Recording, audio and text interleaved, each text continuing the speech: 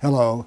I was cleaning up my hard drive and discovered a file that I had done of an interview in the year 2012 in Toronto, Canada. It was done by Robert Vaughn. So I've never posted it, so I thought it'd be nice to bring it out now, because one of the nice things about discussing political Islam is there's no age limit to it. So the fact that the interview was done in 2012, it's just as good today. Enjoy. Thank you.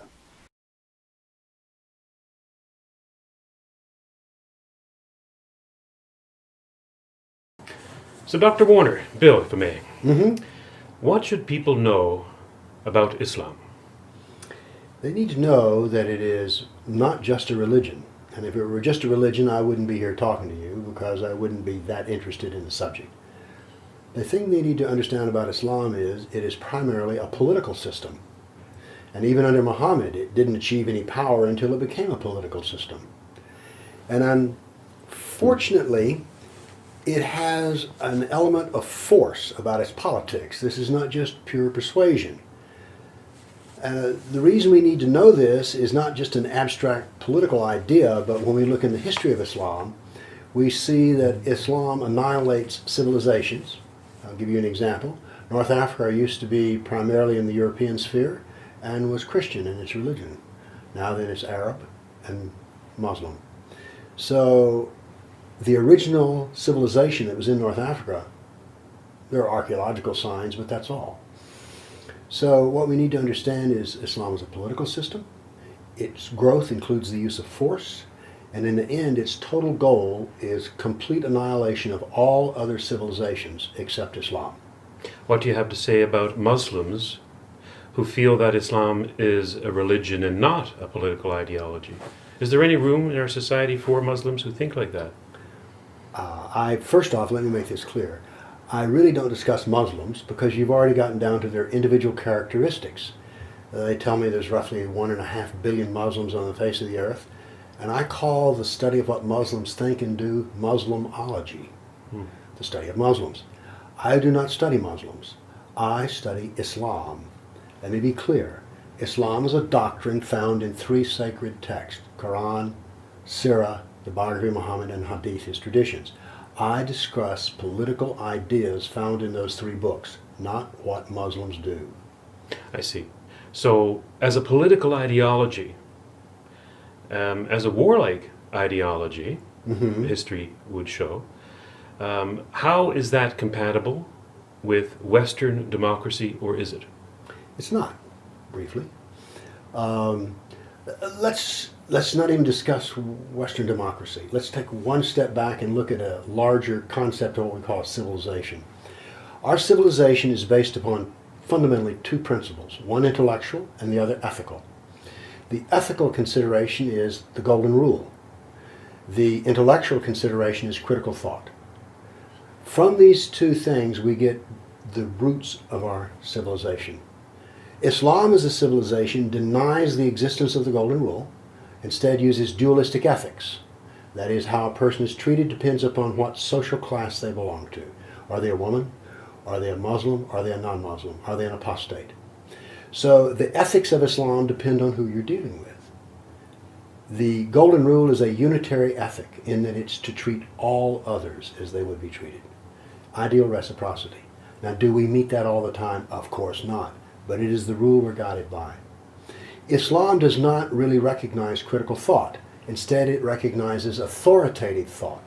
That is, every intellectual conclusion must line up with Muhammad or Allah. And that's the problem here. Dualistic ethics is not compatible with unitary ethics. And critical thought is not compatible with authoritative thought, which says, no, we don't care what your logic says. It must achieve this answer. They're not compatible. There's an aspect to Islam called exegesis, where it is a critical analysis of text. Yes. Would you call yourself an exegist?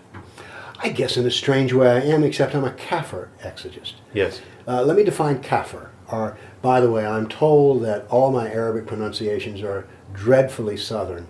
I think they say kafir. So are your English. Well, all right. Well, no, We're that's uniform unfair. there. At least from my perspective, Right. I do apologize. That's quite all right. But anyway, a kafir is a non-Muslim. And so I am a kafir exegete. Now, by the way, I read the Muslim exegetes, in particular Ibn Kathir, Kathir, not kafir.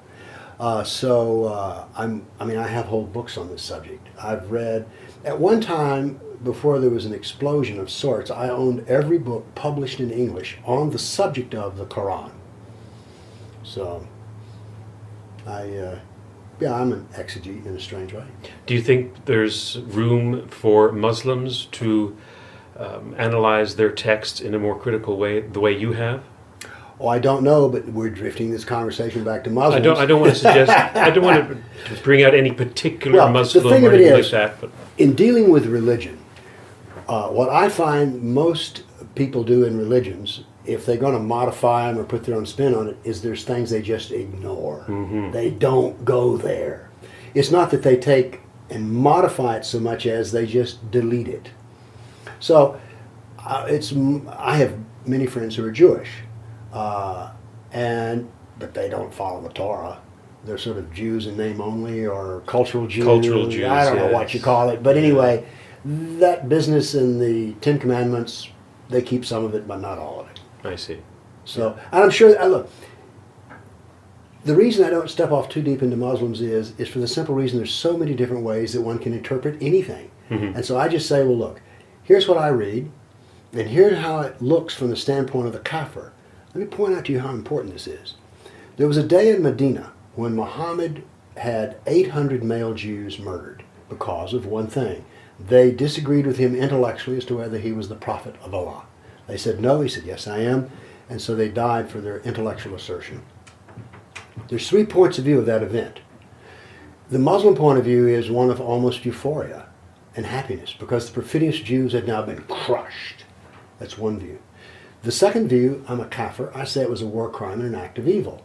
But there's a third view, that of the apologist. Oh, that was then, this is now, the Christians have done worse, we all need to get along, you're too judgmental, you're a bigot. So there are 3 points of view on everything dealing with Islam. And I interpret everything from the standpoint of the unbeliever. Now that leaves 2 points of view that any other people can adopt. As long as we understand they're not compatible, nor will they ever agree. That third point of view, one of moral relativism, I'm not worthy to judge somebody else's actions, that seems to be the prevailing point of view of Western society, at least from my perspective. Yes. Are we drowning? Are we killing ourselves by having this moral subjective viewpoint? I think so, and I'm not advocating for any other particular viewpoint, as I find that saying, well, it's all relative, yeah, you'll see how relative it is when you cross them, and you'll discover that their views are defended quite absolutely. I know that because they call me names, they say I am immoral. Well, now wait a minute. If this is not a moral universe, how could I even be immoral? You're turning their own terms Yes, against them. yes. How could I possibly be immoral if it's all relative, right? What is it historically about Islam that's taken your attention? I know that you've put together a presentation where you show over 800 battles fought in the name of Muhammad and Islam, which by you're positing that was what created the Dark Ages. That is what destroyed the Roman Empire and the Byzantine Empire and Yes. the empires of North Africa. Why isn't that taught in schools today? You know? I thought it was always the German hordes, the barbarians, Right. That's the what we're Vandals. told. Yes, that's what we're told. And yet we know that the Vandals in North Africa began to Romanize themselves soon after they moved in to take over. As did the German tribes who moved in, by the way. Their whole purpose was to get a piece of the pie, not to eliminate the pie. Here's the deal. Islam basically says that all other civilizations are an affront to Allah. That is, they have no right to exist. There's even a term for all non-Muslims societies called Jahiliyyah. Again, the pronunciation mine. And what that means is they're all manifestations of ignorance, absolute ignorance, and they are repellent to Allah. So we see that in these days of multiculturalism, one of the groups that's most closely held to the breast are Muslims, who are strict monotheist and strict monoculturalist. So anyway, we have to, and I've actually lost the thread of the question you asked. We need to pick that up again. But, oh, I know.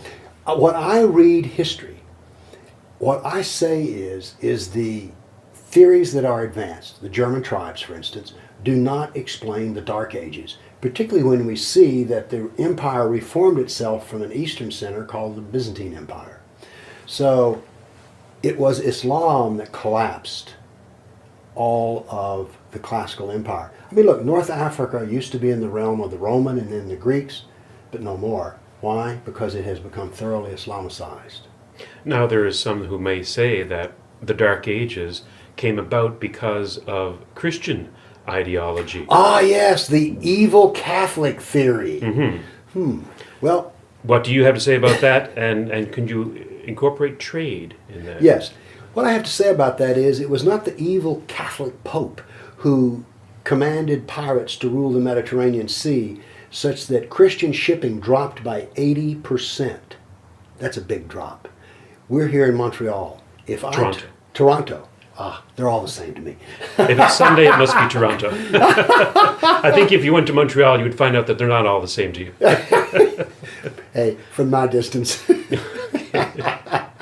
Oh, let's see, where were we here? Trade and... trade. That the Muslims destroyed trade. Oh, what I started to say was, if in this city, we'll be neutral, if in this city I eliminated 80% of the flights coming into this city, if I eliminated 80% of the trucking and 80% of the shipping, what would happen to this, so, quote, civilization? Well, people will go hungry, people will turn to an agrarian lifestyle, there'd be quite the stifling of commerce. Oh, Yeah. and what we would see is that civilization as we know it would collapse. If we eliminate 80% of all the trade into this town, then it would collapse. And that's basically what happened in the Dark Ages. It collapsed economically. And this theory has not been postulated anywhere in the textbooks of history? Well, actually it has. There was one particular, it's not a textbook, it's a magnificent historical work out of Harvard called The Rise of the European Economy, AD 300 to 900. So I suspected this, but when I read the actual hardcore data from archaeological work, I'm like, yes, this is what I always suspected existed. And you went back and you plotted all of the battles Yes. of in favor of Islam Yes. as they went through Europe for 1400 years Yes. to show quite graphically, out of rather mundane data that nobody else would have even given a cursory look at, that the fall of the Roman Empire, the Dark Ages, are directly linked causally to all of these attempts by Islam to overthrow Yes. Europe. Well, I cataloged, and this was only because of the internet I was able to do this. I cataloged 548 battles was the actual number that had been fought. I have another database of 11,000 jihad attacks. But what I was forced to do was to come up with a way that would capture the dynamic quality of this. And so I created what I call a dynamic battle map, which actually I should email you, and you might even splice some of this in, because I find that when people look at this, they're like, oh my word. The old thing, a picture's worth 1,000 words. Well, in this case, it's worth far more than 1,000 words, because you can actually see the incessant hammering at Europe. It is relentless. But didn't the Christians invade Jerusalem and try to get back the cities? Odd word to use, invade. During the Crusades. Well, we have to remember that before Islam came along, Jerusalem was a Christian and Jewish town. And so when we say, it would be like you come into my home with some thugs, commandeer the house, and then I get more people and come in, it would be like you're saying, hey, you're invading your home. So when the Christians were, quote, invading Jerusalem, they were actually returning home, if you will. This was a defensive act. Isn't there quite a disparity between the number Oh, yes. Oh, of yes. battles versus the Crusades versus the Islamic? Right. I Hordes. have a dynamic battle map also of the Crusades. Now what I did was I created each frame, and then I handed it off to a graphics artist to put the actual little movie together. And so we did the dynamic battle map for the 548 battles first. Then I gave him the stuff for the Crusades. And he called me up and he said, Bill, He said, where are the rest of the battles? I said, that's it. Long pause. He said, somebody lied to me. And somebody had lied to him. Pretty much. I mean, I think that one of the things that Islamists throw at people, and not just Islamists, but even our own teachers who are Kafirs, Yeah. non-Muslims, Yeah. would say that we have to apologize to the Muslim world for the Crusades. Yes, that would be like apologizing for slavery, which was something that Islam did that we adopted for a short period of time. No, the Crusades were defensive in nature. There had been 30,000 churches destroyed in the Middle East. Christians were no longer safe in the streets. There were ruinous taxation. They didn't have full civil rights. So, in spite of what we're told, that living under Islamic Sharia law is just this wonderful harmony of multiculturalism and everybody has such a fabulous time, that is not the case. No, the Crusades were a defensive act and an attempt to reclaim part of what had been Christian turf. Can you say something about the tradition of al-taqiyya? Ah, yes. The first time taqiyya, the sacred lie, I must say that I was stunned at the concept of sacred deception. Can you define the term first? Okay. Taqiyya means to advance Islam by the use of deceit. Now, there are actually 4 kinds of acceptable Islamic lies. The term taqiyya has sort of come to mean all of them together. For instance, there's kitman, which is a half-truth instead of an outright lie. But the point we need to get here to is that when we read both the Sirah, the biography of Muhammad, and the Hadith, the traditions of Muhammad, we repeatedly find that he advocates deception if it will advance Islam. Who will kill Ashraf, who has offended Allah and his Prophet? I will, Muhammad, but I will need to deceive him. Muhammad, do so. This was not the only time in which he advised deception, because here we see a moral principle. If it advances Islam, it is good. If it does not advance Islam, then it is bad. So, again, I don't want to get into Muslims per se, but if an adherent of that taqiyya, and you're talking to them, wouldn't it be honest to say that you can't trust a word that they're telling you? According to their belief, as a kafir, they can lie to you. See, now then we're getting down to the basis of a civilization. In the Golden Rule, and I presume right now, for instance, I've just met you today, and you've said we're going to do this interview. I have a lot of presumptions working. I presume you're telling me the truth, that this is not going to be hacked up in some way using dynamic Photoshop, that I'm going to be caught having sex with a goat, okay, or whatever, okay, some other selective editing of words that makes me say, I don't know, kill all the children. What I'm saying is that we don't think about it. We have an implicit assumption of truth-telling that we operate on. Now, if I find out that you're a member of a professional liars club, and I knew this beforehand, I might have been a little more guarded, even to the point of saying, I don't think I want to do that. It gets more complicated, because there are no less than 12 verses in the Quran which state that a Muslim is not the friend of a kafir. He can be friendly, but he's not your friend. Now, I don't know how it works here in Canada, but if we're in America and I take you to a car dealership, I will introduce you to many friendly people. They're called salesmen. But are they your friend? No, they're not. So here we have this. This is, in a strange way, my major loss with Islam, is I don't know who to trust. Well, I have a lot of friends and I trust them. So when you introduce me to another group of people and I don't know whether I need to be this, it makes friendship to be very difficult. Is that why you turn directly to the source of Islam? Yes. When people say to me, well, I have this friend, this professional engineer at work, and he says, I say, I too have a Muslim friend. His name is Muhammad. Now let me explain the difference between my friend and your friend. If your friend, the professional engineer, says something that agrees with Muhammad, then he is right, but he's redundant. If he says something that disagrees with Muhammad, then he's wrong. Well, your Muslim friend is either redundant or misleading you. So I think we just ought to listen to my friend, Muhammad, because here's what Muhammad will do. My experience with Muslims is they will tell you at least half the truth, but they won't tell you all the truth. And Muhammad will tell me all of the truth. Muhammad will tell me about the time he was in Mecca as a preacher of religion. He will also tell me about the time he was a jihadist and issued orders to execute the 800 Jews. So my friend Muhammad tells me all the truth about Islam, and that's what I advocate for everybody.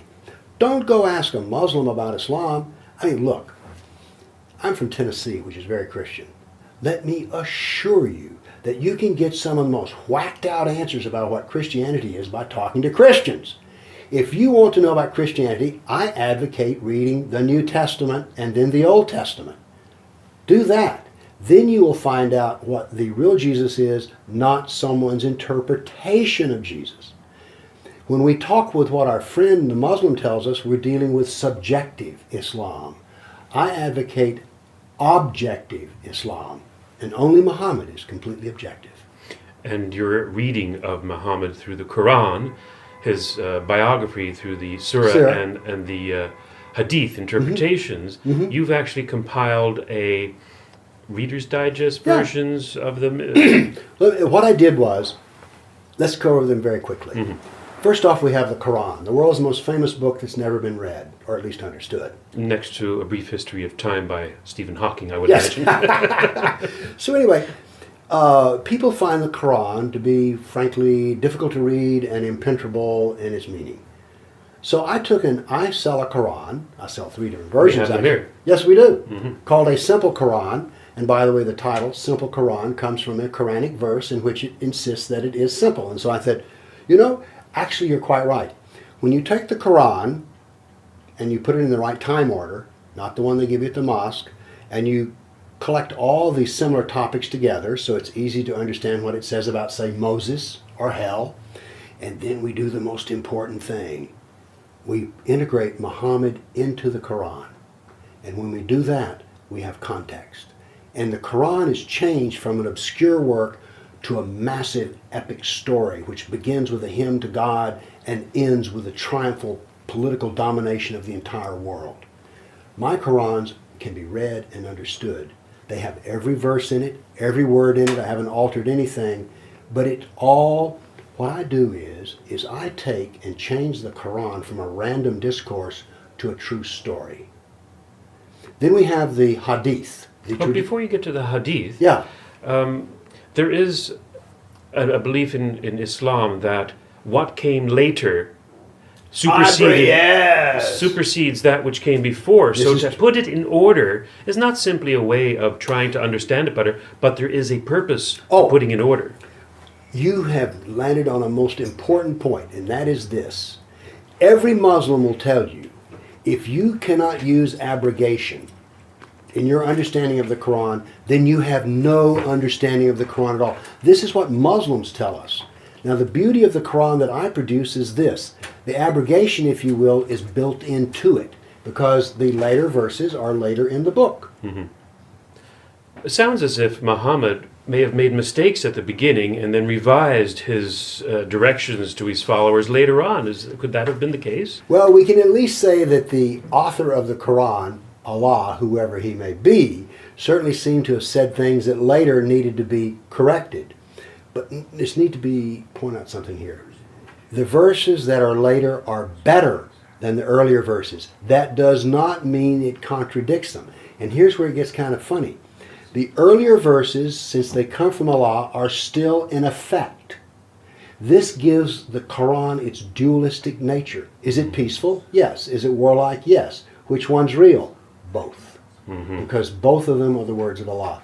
Now there is one remark in the Sirah, Muhammad's biography, when Allah brings down a verse to Muhammad which allows Muhammad to marry his now not daughter-in-law. And Aisha, his favorite wife, said, "Your Lord seems to be quick to grant you your wishes." Read into that what you will. Part of your presentation that is available online has shown a tallying of all of the deaths committed in the name of Allah and Muhammad. The tears of jihad. Now, we've seen the tallying of the deaths of communism in the tens of millions, both in China and Russia. Yes. We've seen the deaths attributed to the camps of Nazi Germany, the 6 million there. We've seen deaths of First World War. How do they compare in quantitative values to the deaths in the name of Islam? Well, there's two differences. Number one, the deaths of Islam number 270 million.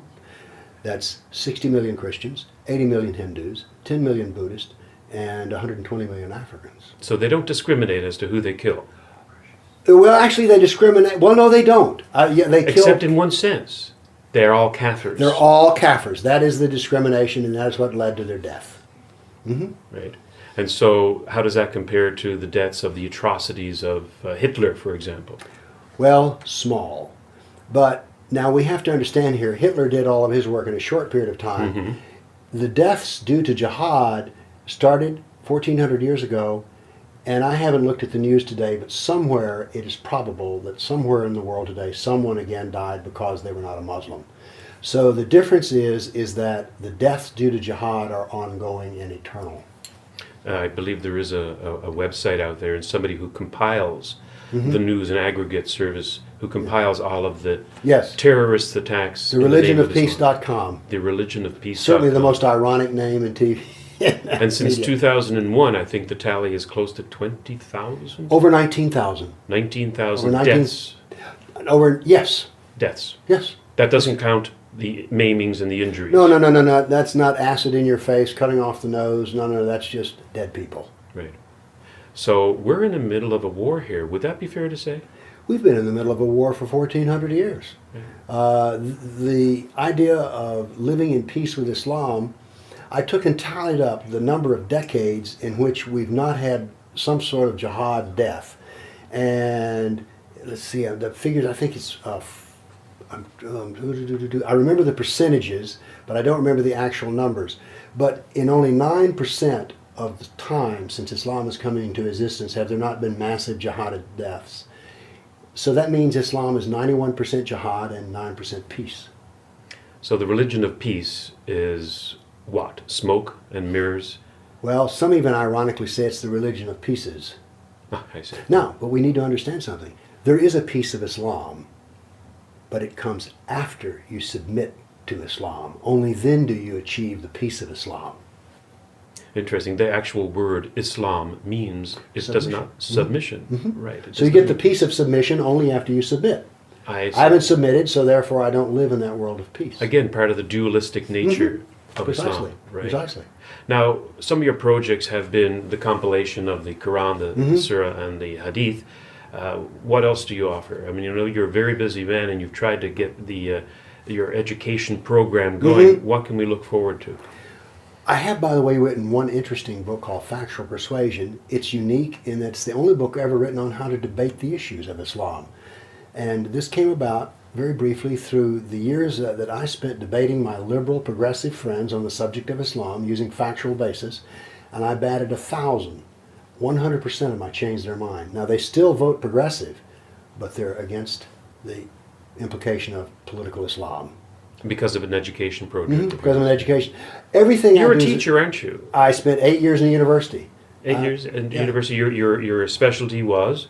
I taught in the university, was undergraduate. I was sort of the utility infielder. Math, physics, that was whatever they needed done. You trained in quantum physics, I understand. And that is true. That's the rumor is true, yes. So you're a pretty smart cookie. You're not off the shelf. Well, at least I'm hardworking. You're hardworking, yes. So just to get it clear, you're not by profession a historian. Absolutely not. But I am a scientist by profession. You know how to work with data. I know how to work with data, and with data I do work, even if it's historical. Right. And beyond these 3 books here, what else have you published? Oh, I've taken in, my brother told me after I did the Quran, the Surah, the Hadith, he said, Bill, you'll be writing about these 3 books for the rest of your life. So, for instance, I have books like The Doctrine of Slavery, The Doctrine of Women, The Doctrine of the Christian and the Jew. And so what I've done is I've just resliced and rediced the Sunnah of Muhammad and the words of Allah. It provides infinite variety. Now, these 3 books are quite large, and I know that you like large, chewy books as you Yes, describe yes, I them. do. But for the person out there, the lay person who you'd like to get in touch with and to educate about Islam, I know you've come up with some Right. Reader's Digest version. I came up with, what I did was, I needed to write a book on Sharia law that would be read. And so I decided to make it 1/8 of 1 inch thick, 52 pages. Now what happened after I produced this book was it sold by the thousands. And I, by accident, discovered a good way to sell the idea of learning Islam. Here's the deal. Most people have been convinced that Islam is impenetrable. It's impossible to understand. But when you hand them a book on slavery that's only 70 pages long, they go, I could read this. And so really what I'm trying to do is I hope to get you started on the little book, and then later you'll buy the bigger books. So, and it's been very effective, I might add. We've spoken, actually today we spoke with Judd Mahaney from the Tennessee legislature, who's put forward some bills to combat Sharia in the state of Tennessee, your home state. Yes. What is it about Tennessee, do you think, why is it such a hotbed for Muslims wanting to propagate Sharia? Right. There's several reasons here. One is that courtesy of Bill Clinton, Nashville, Tennessee has become a refugee city. We also have the fact that Nashville has been called the buckle in the Bible Belt, or has been called the Rome of Protestant Christianity. So we are a key attack point with regards to Islam and its battle against Christianity. In other words, if they could defeat Christianity there, they can defeat it anywhere. If they can take Rome, they've pretty much taken Roman Catholicism. It works like that. So that's one reason. And then the other reason is there's a certain, I know that amongst the counter-Sharia fighters, there's a certain looking around, and we kind of wonder how we all came together, but we have an incredibly unique mix of personalities that have come together. I'm a retired scientist. We have retired cops. We have we have all kinds of people who, for some reason or another, in a way that's unique to us, have all manifested as fighters on the subject of political Islam. We can't fully explain it, but I will say this: some of the most incredible people I've ever met in my life are doing what I now do, which is to resist political Islam. Now, as your nom de plume or nom de guerre, Nom de guerre. nom de guerre, you on your website tell people that Yeah, Dr. Warner is not your real name. My birth name is Bill French. I adopted a nom de guerre for a couple of reasons, one of which is I have a business account for money. This way I have a fame account as well. And the other is there's a certain irony of calling myself Warner, because there is a verse in the Quran in which it is said that Muhammad is a warner unto men, and I am a warner unto the kafir. Well, Dr. Warner, Bill, thank you very much. It's been a delight. Thank you.